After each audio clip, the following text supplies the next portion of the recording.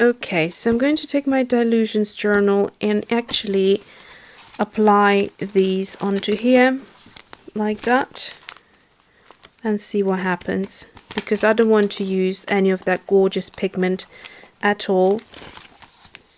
So I'm just going to go ahead, mix the colors and create some gorgeousness. So I also will spray these and activate them, and you can see how beautiful the color gets. That's where they now start to oxidize. Look at this. I mean, you can become an artist within seconds if you just have the right art supplies. Look at this beauty. Isn't that gorgeous?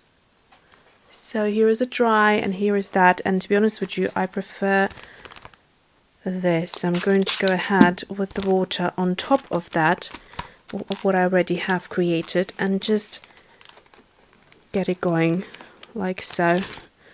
Beautiful. And a little bit here as well, like that. And suddenly I have, just from 2 colors, I have an amazing variety of colors. They look so gorgeous.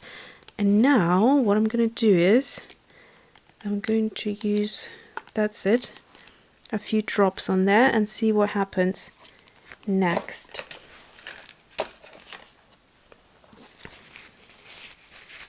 So I'm going to now dab it off, and that's the difference that we have with Tim Holtz inks compared to other inks on the market, so you can make them move.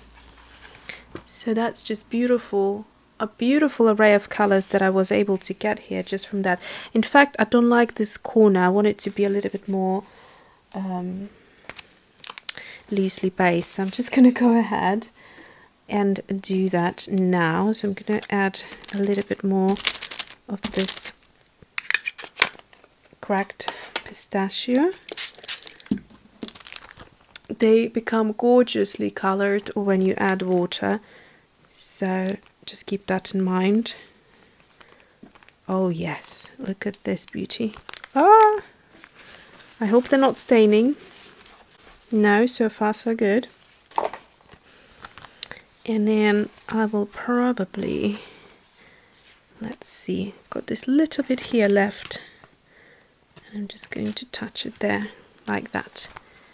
And maybe, I mean, I could play around with these forever and ever. And what you can do as well is, once the color is dry, you can keep on building. So I'm just, if there's too much color here, I'm going to pick it up and move it elsewhere, like that. Okay, I think I will leave it at this, but it is so much fun. And there you go, there's a page ready that I can work on next time I open my journal, so it's not blank anymore. Look at this beauty. I like these little speckles that you can create. Okay, all right, so gorgeous colors, so them two mixed make this beautiful vibrant green.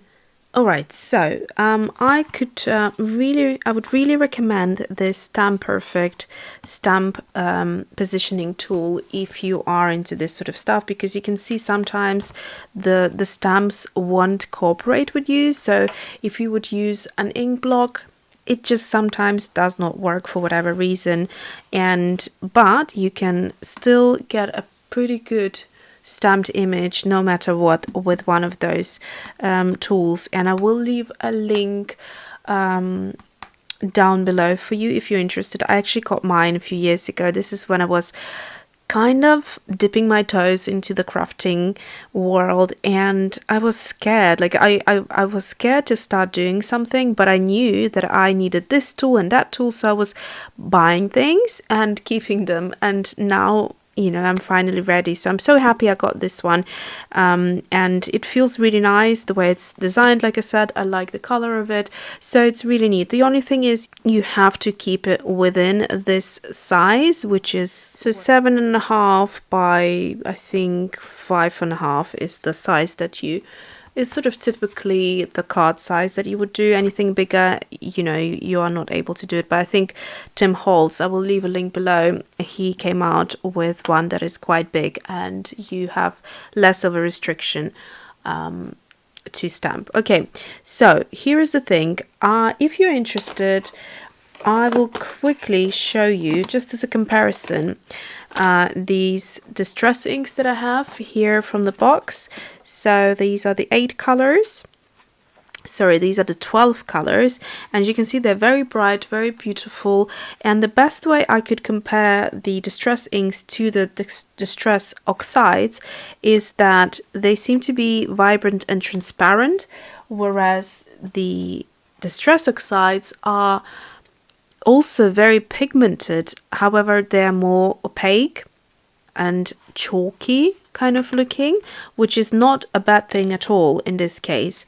And if you're interested what they look like when they're distressed with water, that's basically the idea. So you can trickle or drop some water or spray some water, and then it distresses the inks, and that's the beauty of the ink. Okay, so let's move on to the gorgeousness that I have just created, and they should be dry by now, but I will grab the Ranger's Craft Mat because we're going to be using some water now. Okay, so I'll pull out the beautiful packaging technique that we've done just before to show you when they're dry, they have that opaque milky look that I was talking about before, and I personally love it. I also love how the colors mix, so they mix really beautifully. And again, as a comparison, you can see that these are more kind of transparent, I'd say. They don't have that milkiness or opacity to them. So it really depends, and I think the fact that Tim Holtz again came out with both of these varieties is just admirable. Thank you so much, Tim Holtz, for being so creative. Alright, so my battery is flashing, and I do need to finish by showing you the difference of these. So let's recap. So basically these two are wild honey and spun sugar. This is the Distress ink, and this is the Distress Oxide. Distress ink, Distress Oxide. So you can see the difference. I'll bring it in a bit closer. There you go. You can see I love this color equally. I mean, that's different, but I love both of them because this is kind of like, it has that caramel kind of burnt a look, whereas this one is just such a gorgeous, beautiful yellow. I mean, all the colors I have printed or picked, and you will see in a minute, they are super pretty. Even the crushed olive, which I wasn't certain about, I love it. I think it's just gorgeous. Okay, so here they are side by side. You won't be able to see. Yeah, you can. Okay, so let's start with these. I'm going to take a piece of paper just to cover up one area, like so. And then I'm going to spray this one. So up above we have crushed olive, and then we have, which one was it, wild honey? Yes, wild honey. Okay, so let's see. I'm doing a double one, and I'm going to just leave the water to activate a little bit. And then what I want to do is I want to pick up some of the ink from one side, and it's starting to turn into that milky color. There you go. So I will leave it sort of patched up so you can see what it looks like in both situations. So I'm gonna put it to one side to dry up a little so we can have a look once they dry. Okay, next one we're gonna do, let's do this one. So we have the Stormy Sky for the blue one and the Spun Sugar just below it. And let's see what it looks like when it's activated with water. Okay, I'm just going to do one because I think it's plenty. So when you first spray, it doesn't look any different really. But I am going to just dab off a little bit in some areas. And again, let's just leave it to dry. And finally, the last one is going to be this gorgeousness, which I'm really looking forward to seeing how that works. Because two colors here are going to blend and it should look really interesting, really. Again, I'm going to dab it off in some areas like that. And now let me just wait until it's all fully dried and come back. Okay, so it seems that they are nicely dried now, and some of the inks have reacted different than others. So let's start with the first one. The colors that have turned that kind of opaque, milky color are these two, which is the crushed olive and wild honey. And it does look very nice and distressed in some areas. You can see where I use the water. There's a lot of yellow pigment that comes out of the crushed olive, and same thing here. Also, when cracked pistachio comes in contact with water, it also creates some really interesting looks. Like you can see here, it's kind of turned almost to that bluish turquoisey color, which is very, very pretty. So I do like that. The two colors that have reacted least by the looks of it is this one, which is the Spun Sugar. I mean, it has gone paler in these areas, so you can create that look, but there isn't much other than that's happening. And surprisingly enough, the Stormy Sky, I don't really see much of a difference compared to the others.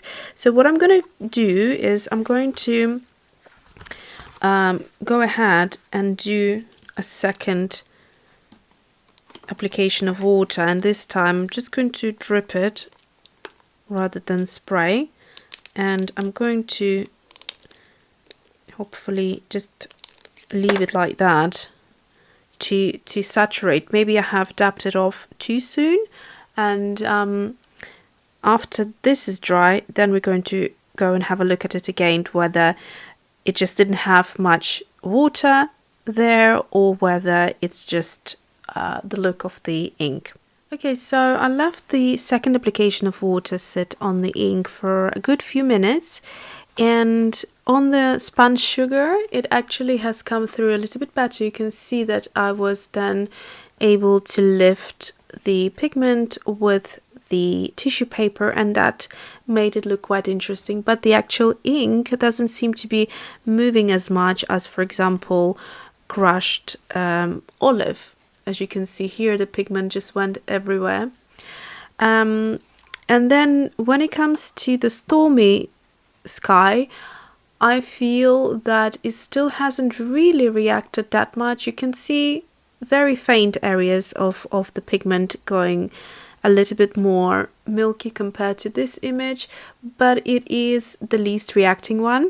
So what I would say is my personal preference is these inks are so beautiful that for stamping, depending what style I'm going for example this one, I almost prefer the Spun Sugar with a bit of water because it makes it very dreamy, very subtle, and I like the fact that the actual ink is not moving as much, so it doesn't look as messy, but it looks distressed. So I really like that.